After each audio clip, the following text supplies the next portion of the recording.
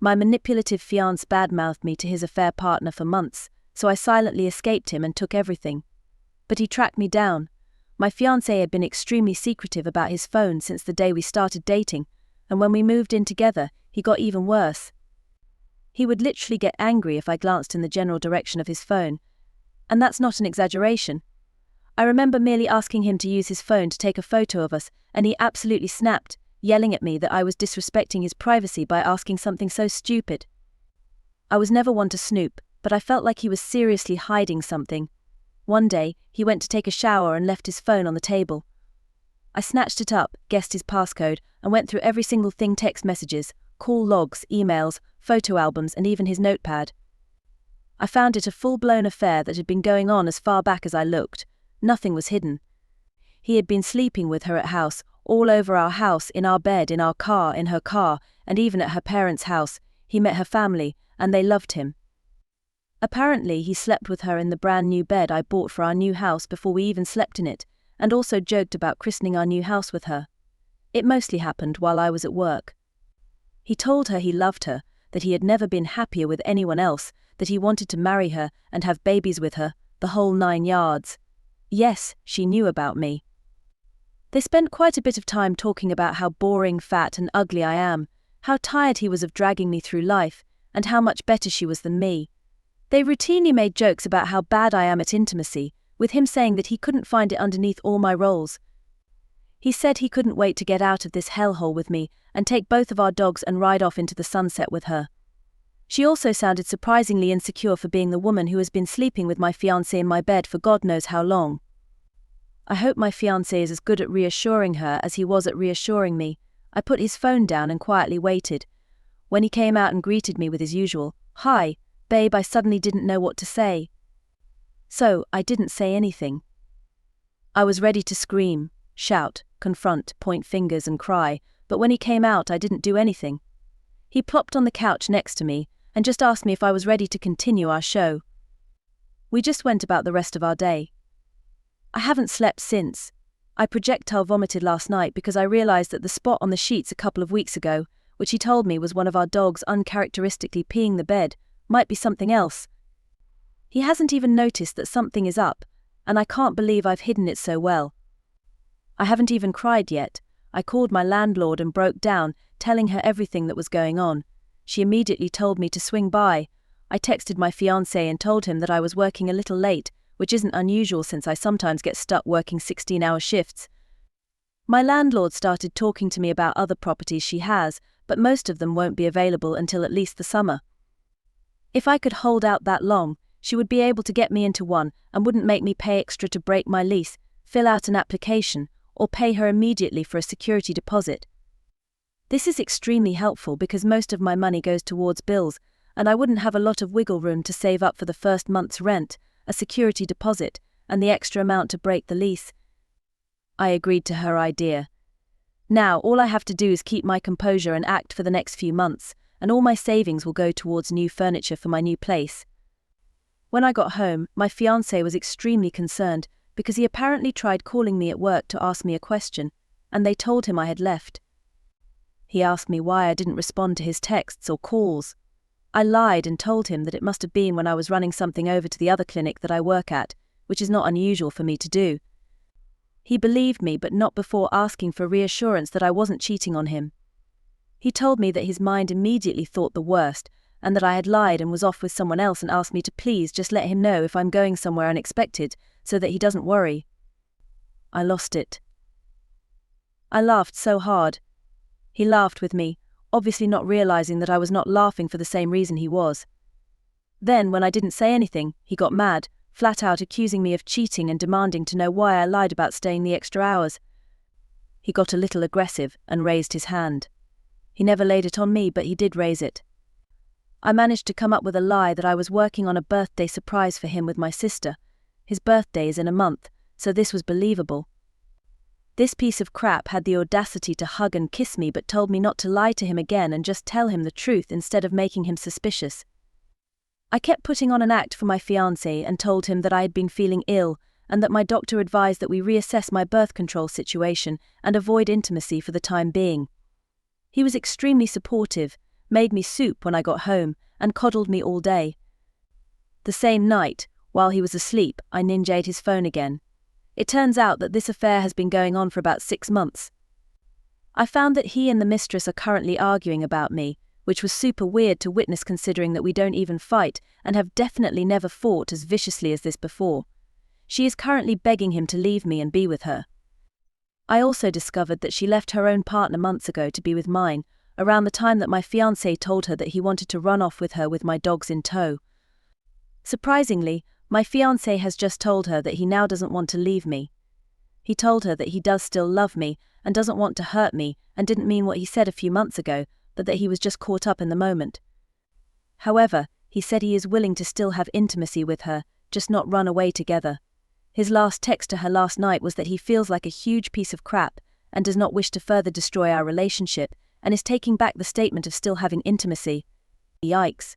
Too bad that he has already made his bed, and soon she will be able to have everything she wants and lie in it with him. I felt a little sad for the other woman, but it dissipated quickly after seeing how much venom she spits upon my mere existence. She goes through his phone constantly and starts fights with him over how nice he is to me and how much better he apparently treats me than he does her. I took screenshots of everything. I was originally only going to take a few, but I ended up pretty much taking their entire message thread because everything ended up being juicy. There were some emails that I took as well, and also some pictures of them together with the date and time stamp, many of them taken while I was at conferences out of town when he said he was just hanging out at home. I also noted her phone number and email address. I will likely never reach out to her, but just in case, I received some amazing news. My landlord called and told me that one of her tenants had decided not to renew their lease and would be moving out. The house is kind of a mess, but I can move in 2 weeks. Originally it was 3 months. Now I am literally scrambling to schedule my movers in time. I am shrieking with joy. I told her I didn't care. It could be a closet filled with 30 knife-wielding mutated rats. Please just let me have it. I will pay for that dangerous closet. I am going in tomorrow to talk to her more about it and figure out exact dates and the financial situation. She's going to let me just pay half of the deposit upon moving in and the other half later. My co-workers had also gotten back to me. Their landlord won't let them have another roommate, which we were kind of expecting, but they said that I could stay there for a couple of nights anyway if I needed to. They, along with their boyfriends, will be coming with me on my moving day to help with my movers to make it as quick as possible. I have also decided that I am going to take my couch and my bed, and we are going to burn the sheets and blankets in my new backyard at my housewarming at last party. My ex will return home one day with nowhere to sit nor sleep, and without my help with finances, it may be some time before he can replace the furniture. It's already almost over. I still might bail, make some excuse, and stay in a hotel for the next few weeks just because I want to be out so badly, but it's almost over. I can almost taste it. This last weekend, my ex confessed. I put this in quotations because it was a large Dutch oven full of steaming horse crap. I came home from work one morning, and he was waiting for me, which is odd because he is usually asleep. He said that we needed to talk. We sat down together, and he told me his tall tale. That a woman he had met, his mistress, at his co-worker's wedding, had been contacting him on and off for a few months after receiving his number from a mutual friend, and kept asking to meet because she found him attractive and wanted to get to know him better. He had never responded to her flirtatious messages or requests to meet up but would chat with her. Recently, he told her that he was flattered but was happily engaged and asked her to stop contacting him because he didn't think they could be friends since she kept pursuing him and was getting progressively insistent. He stated that this woman then became angry and began threatening him and insulting him like some typical mean girl or whatever, telling him that he led her on. He apologized for never telling me but didn't think it was important because he had either ignored her or things were pretty innocent, but decided to tell me now because of her shocking reaction when he asked her to stop. He promised me that was all that happened and offered to show me the messages if I wanted to see them. I was quiet for a few minutes. He looked extremely worried and begged me to say something. My mind was racing and my heart was beating out of my chest. After every sentence he spoke in my head, I was saying lie, lie, another lie, pretty good lie but still a lie, lie, wow, the truth, nope, just kidding, lie. I wanted to confront him, tell him what I knew, point in his face, show him the screenshots I took, and scream at him, but again, I didn't do any of those things. Instead, I said that I was really disappointed and hurt that he kept this information from me, but I told him that I trusted him and did not need to see his phone. I asked him to please just continue to be honest with me from now on. He held me tightly, apologized many more times, promised to make it up to me, and continued to reassure me that he was being honest. He said he loved me and wanted to be with me forever and would never hurt me. I was his dream girl, and he couldn't possibly be happier with me. I asked him if he was sure he had nothing else to tell me. He looked me in my eyes and said he didn't. He promised. I asked if he ever met up with her, platonically or otherwise. He said he only spoke with her and hung out with her briefly among others at the wedding, as he was a groomsman and she a bridesmaid.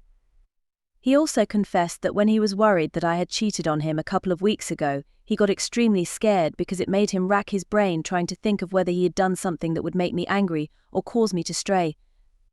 And that while he feels silly about it now for thinking that I had cheated, it had put the fear of God in him, for lack of a better phrase. He then felt super guilty and decided to come clean because even though I'm not cheating, he was so worried that he wants to make sure there is a clean slate. I wanted to vomit. I wanted to vomit. I wanted to take a hot shower and then swim in a pool of lemon juice. I could not believe the audacity of the slimy worm of a man. Either he ended things with the mistress and is expecting blowback and trying to cover for it now in case she reaches out to me, or she dumped him and he's trying to crawl back to me, or maybe he's still seeing her. I completely shut down. I was cold and distant. He noticed. He apologized to me every day, asking me if I was still mad. He offered many times to show me the messages to assure me that nothing else happened. He asked me if there was anything he could do to make me happy again. He told me he knew he deserved it for not coming forward sooner, but he promised he wasn't lying about anything, he was just being an idiot and didn't think it was important, but he sees now that it was, and he would be just as upset if the tables were turned. He cried a few times. I brushed him off and told him I would get over it, and he just needed to give me time. He agreed. And then the day finally came and I left. I moved into my new house yesterday. It was pretty uneventful and even kind of fun. After I got the text from my ex confirming that he made it to work safely, my friends and their boyfriends came by to meet the movers with me, and we had my entire house cleared within 45 minutes. We laughed and joked the entire time. They assured me that they would be my bodyguards if my ex showed up. I scanned the house a few times before I left and felt very satisfied. The only things left are a dining table, a small TV, and an entertainment center in our bedroom that he bought, and of course all of his personal things. Other than that, everything else is gone. After much thought, I decided that I was not going to leave any of the screenshots that I took. However, I am still keeping them in case I need them. I wanted him to be reeling over what I may or may not know. I want him to relive the day he confessed, and I hope he feels absolutely horrified when he realizes that I knew the entire time. Instead, I printed an email he sent me a few months ago, which was a very long rant about how much he loved me, couldn't wait to marry me, have children with me, buy our first house together, and how lucky he was to have such a loyal, devoted, and hard-working partner. He detailed how he would never do anything to jeopardize our relationship. He sent me this email 3 days before the text messages between his mistress about how boring, fat, and ugly I was, and how he couldn't wait to run away with her and start their perfect lives together. I put this email into an envelope and wrote his mistress's name on the front of it. I left it on the kitchen counter with my engagement ring and keys on top.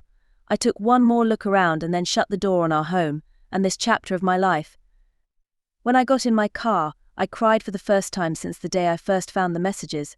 I had to pull over, and my friends comforted me while I cried my eyes out, snot bubbling, snorting, lip quivering, put Kim K to shame crying. My heart broke into a million pieces all at once. My friends petted my hair, held my hands and cried with me too. They're so good to me, and I'm so thankful that I finally decided to stop being so antisocial and reach out to them. My worst fears have come true. My ex tracked me down and found out where I live. I had been trying to be as careful as I could be. I cashed in all my vacation time from work and mostly stayed home, but when I did go out, I didn't frequent my usual grocery stores, restaurants, or dog parks. I don't know how it happened. I have theories, but they sound crazy, and I'm just paranoid about everything. It had only been about 2.5 weeks after I moved into my new house. There were flowers and a letter on my doorstep. I didn't read the letter. I finally called my lawyer and told him everything and handed over everything I had, including the video surveillance I had found of my ex casing my house. I had installed cameras in and around my home 2 days before the flowers and letter arrived. He had come in the middle of the night and tried all the doors and windows. I tried to file for a restraining order, but unfortunately, since he hadn't tried to harm me, it was thrown out. There wasn't anything else I could do in regards to that matter. I tried, no one would listen. It was quiet for a long time. I got really paranoid and started spending a lot of time at my friend's house, sometimes for long periods with my dogs in tow. I started to think maybe things were okay. Then, one night while I was walking up my driveway to the house, I noticed my house had been broken into in a violent manner. I ran into my house as quickly as I could. I saw that both of my dogs were attacked. They didn't make it. One of them was still alive. I held his little paw as I watched him pass. His last whimpers will be forever ingrained in my memory. My neighbors called the police when they heard me screaming. The police have been somewhat helpful. There is a lot of evidence that he was the one who broke in.